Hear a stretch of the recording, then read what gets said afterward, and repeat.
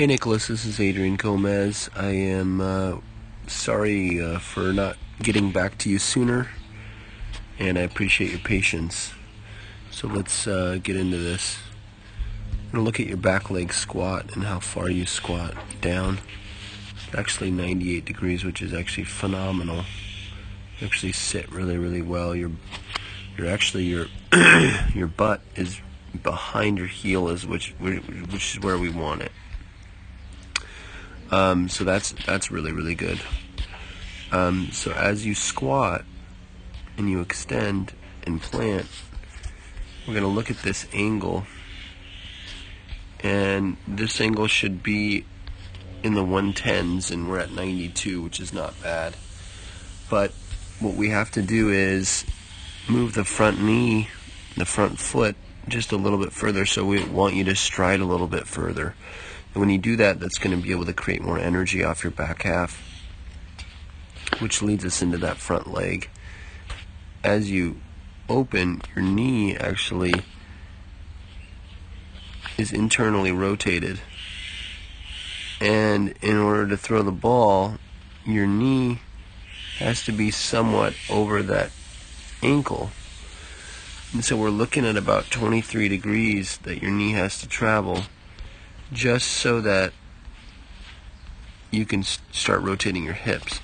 So actually your front knee, your ability to decelerate with your front knee is what is causing you the inability to rotate and accelerate with your back half. So we want to make sure that this knee opens up faster. If we could land like that, this front knee should be retracting and coming back.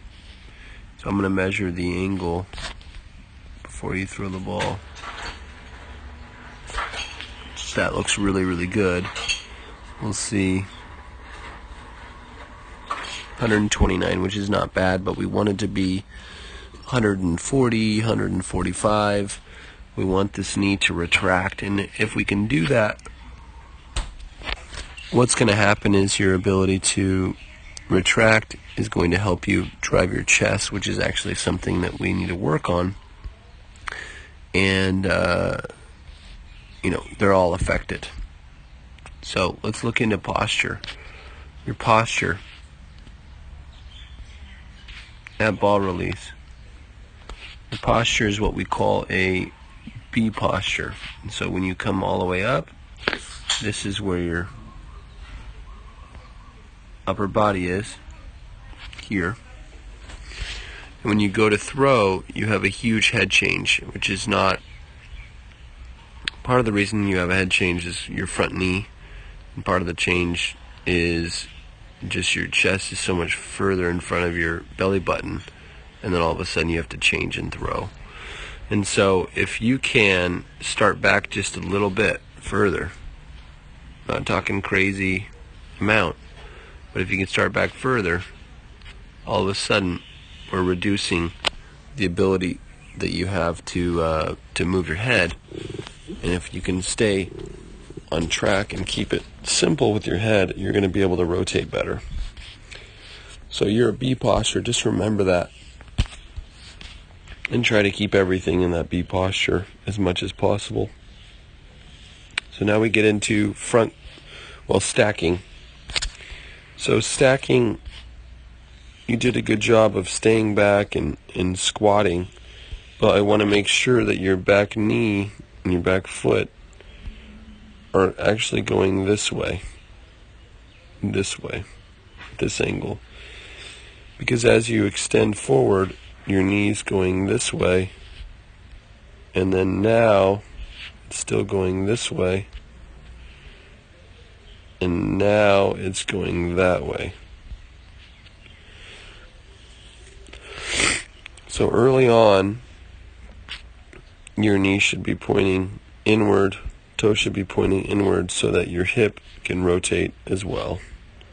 So the way you position your foot is going to affect your knee, and your knee is going to affect your hip, and your hip is going to affect your chest, elbow, wrist, in that order, in that kinetic chain.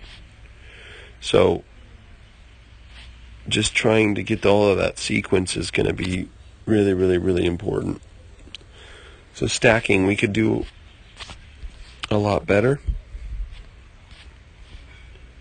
Your upper body is actually doing a great job of staying back, but we want to make sure that you're in that B posture, is back as much as you can, so that we can reduce the head movement.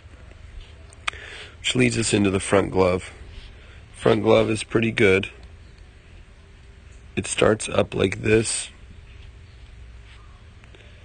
and then you extend your arm, and when you extend your arm, you're actually making yourself longer. When we make ourselves longer with our front glove, we're actually going to rotate slowly.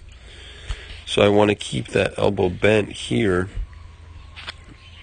and throw that glove and that elbow around to be able to pinch, which you're pinching well, but you're pinching with a straight arm, which is, it's hard to keep your front side together because your arm is straight. So if you can keep your front glove bent, you're going to have a firmer front glove, which is what you need. So that elbow needs to stay bent as much as possible to be able to have the leverage to rotate. So you do keep it up, which is good. Just make sure you keep that elbow bent and pinch and drive through that. So that definitely needs to be improved, and that's a quick fix though. So now we get into chest, high elbow. So let's measure this elbow.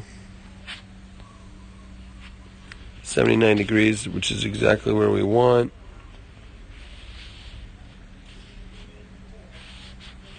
We don't want the elbow too high above the shoulder or too low below the shoulder. So you're right at 180 degrees off of those shoulders, which is right where we want you. So that's a good thing. You can see it right here where it travels together. Which leads us into chest extension, and this is really going to have an effect. Your front knee is going to have an effect on this. So let's measure at release point. Let's measure your hip to the chest extension. So you're 43 degrees, which is phenomenal. And as you drive through the ball, you do a great job. Let's see here. So instead of elbows down, everything works, and getting through your body and across your body and following through, watch what happens.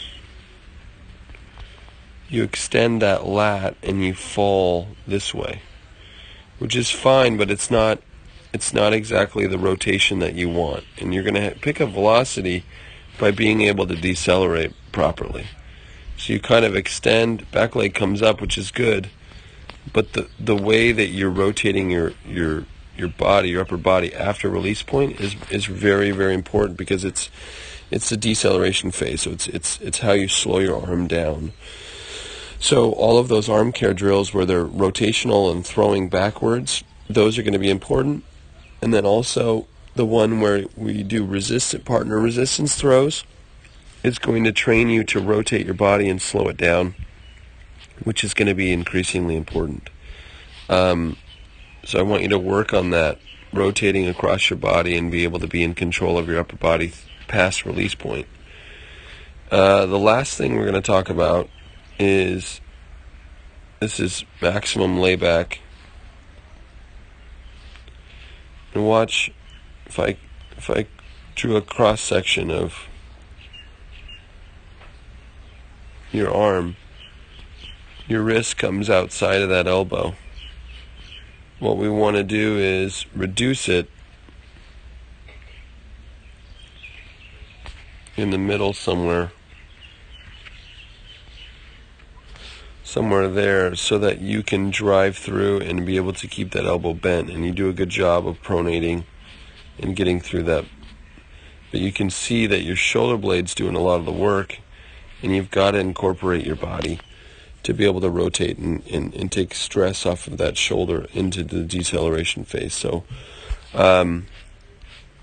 all in all, it looks pretty dang good, man.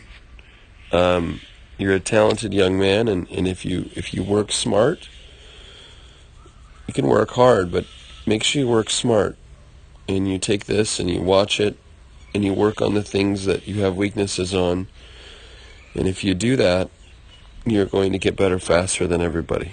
So thank you so much for being patient with me getting this out to you, and I hope you enjoy it.